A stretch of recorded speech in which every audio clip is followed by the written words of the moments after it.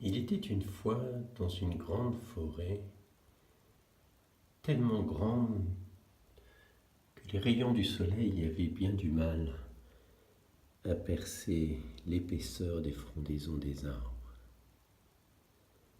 Et dans cette grande forêt vivait un chat.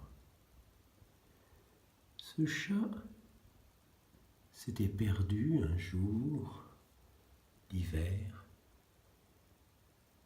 et s'était retrouvé seul dans cette forêt.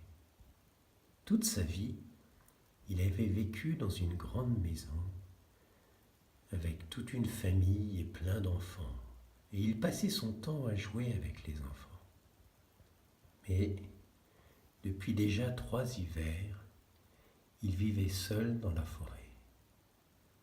Seul, ce n'était pas tout à fait le cas, car il avait des amis.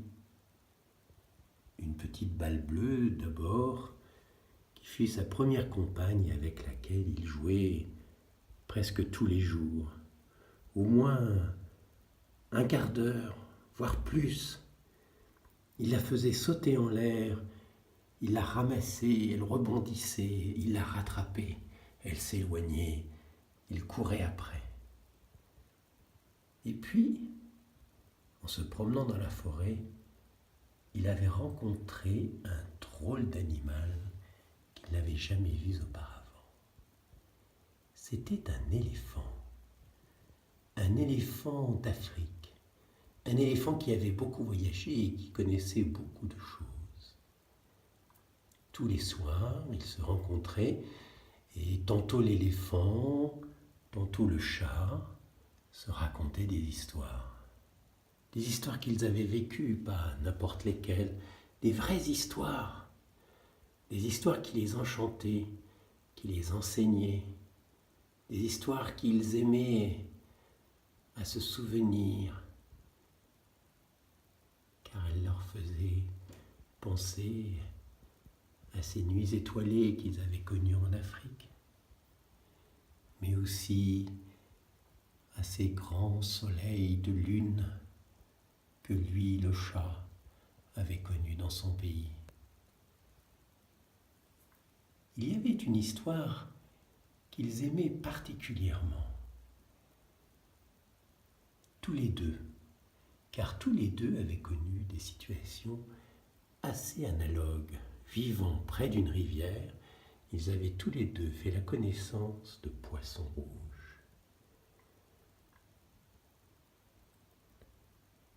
Ces poissons rouges vivaient dans la rivière par une de ces fantaisies que la nature seule est capable d'inventer. Ils aimaient à rebondir dans les vaguelettes de la rivière, ils aimaient aussi à se cacher le long des berges. Et ces poissons rouges qui parlaient comme tous les poissons rouges, le langage muet de ces lèvres qui s'ouvrent et se referment comme ça,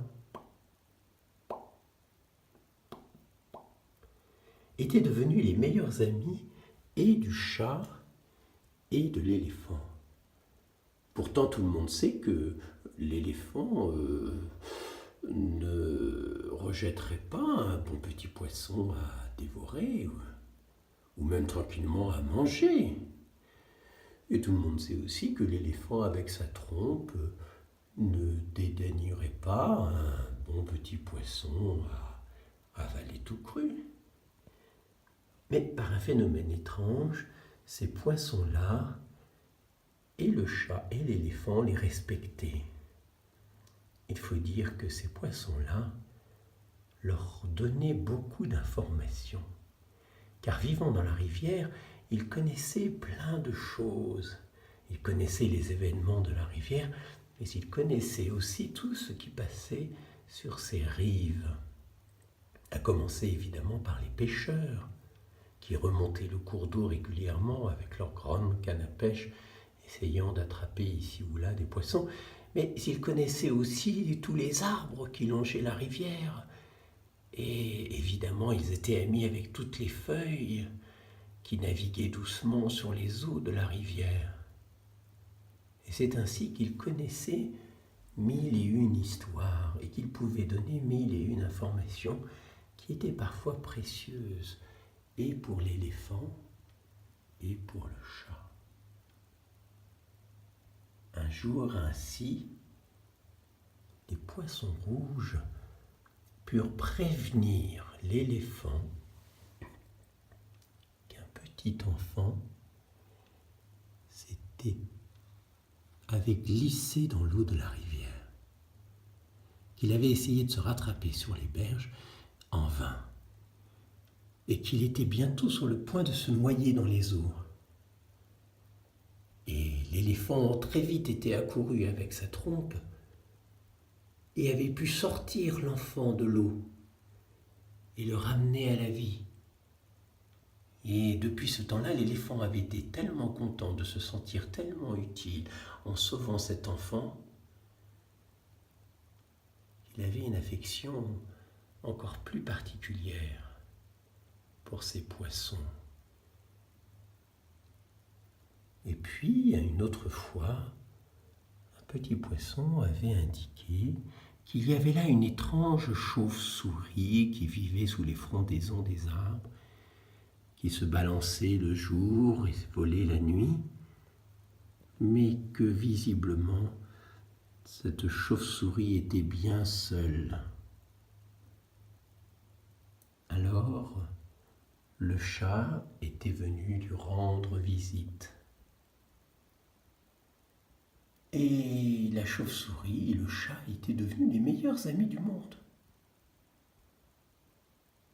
C'est ainsi donc que ces poissons rouges étaient devenus de précieux amis pour l'éléphant comme pour le chat. Et il est de ces amitiés qu'on n'oublie pas. Et lorsque même et la distance et le temps vous éloignent, l'on garde au cœur ces amis précieux